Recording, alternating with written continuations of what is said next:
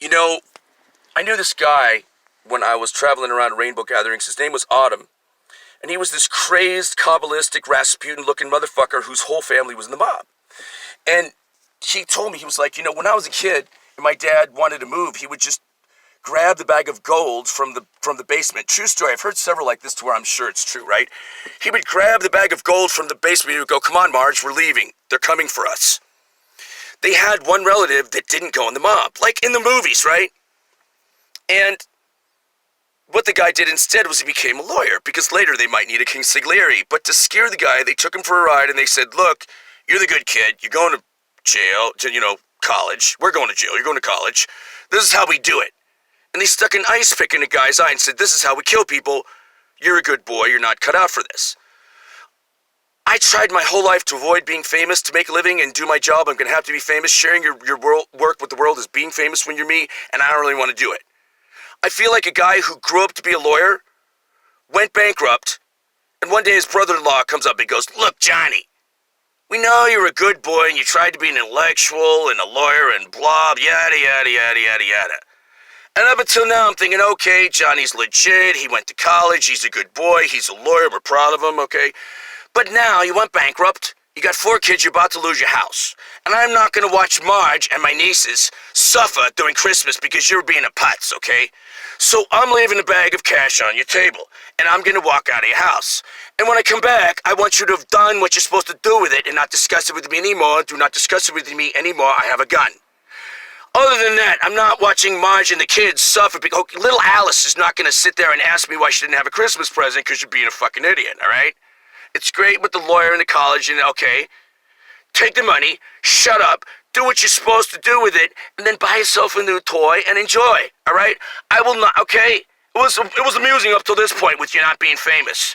But right now, what you're going to do is you're going to shut up and do as you're told, and then I'm going to come over for Christmas. We're going to have a wonderful time. And I don't give a shit about the religion, all that.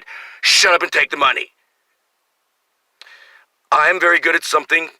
I need to do my job. I don't want to. It involves a bunch of people coming up to me and saying, we love you, and you know what a fan is. A fan is a fanatic. A fan is a religious zealot. A fan is a crazed, lust-driven fool. They have that kind of Michelle Bachmann look in their eyes, like they're about to eat your forehead. I know someone that met George Carlin. This is a great story. I'll close with this.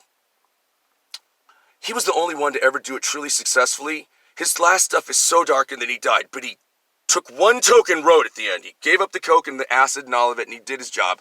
He was genius. He had 2 ladies he was in love with. He had a baby with one of them. He was fucking cool. One day, George Carlin, towards the end of his life, is in Santa Monica Park, and he meets my cranky artist friend, retired Army guy, Brian, who pulled all those gargoyle statues up on that house in Venice and made all those crazy murals with the Queen of the Dragons riding a dragon. He sees a fellow artist, and George Carlin says, hey, could you hold my dog? Brian goes, you're George Carlin. Brian goes, yeah, don't tell anyone. He says, what do you mean don't tell anyone? You're George Carlin. He goes, yeah, I know. I've been George Carlin my whole life. Hold my dog. Is this the dog from the routine? Yes. Can you hold it? Yes. Fine, I'm doing something. Hold on.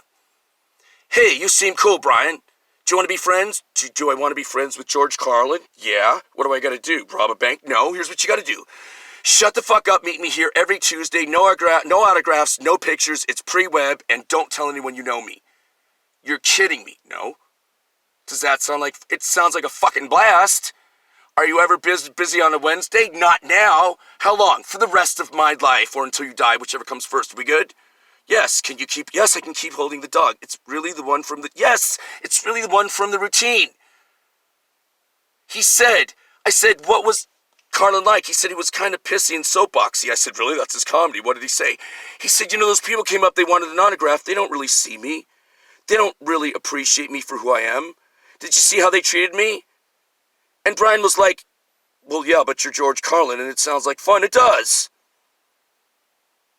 And maybe if I could stop looking in the mirror, in the camera, and going, God, my shit's falling off. You don't look that bad, John. You look enough to do your job. Hi, I'm John, and I'm a recovering famous Hi, John. Yeah, so it's been really hard. I feel like Macaulay Culkin on crack. It's just like, I feel like that. Did you notice that I don't want to keep doing this routine. Did you notice that, like, the one guy from Family Ties wound up dead? But Macaulay Culkin, was Macaulay, I don't know. If Macaulay Culkin never was on, I look like a crackhead and people think I'm a tweaker and I hate it because I hate tweak. If Macaulay Culkin was never on crack, I apologize to you, Home Alone guy. Is Don Trump a child molester? No? Okay, call me and we'll do lunch. Okay, later.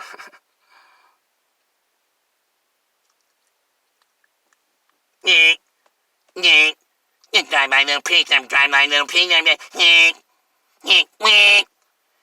I don't want to see you. Why do you look like that? Why do I have to look like that? You know who hates bleeding people? Don Trump. Never met a victim he didn't hate.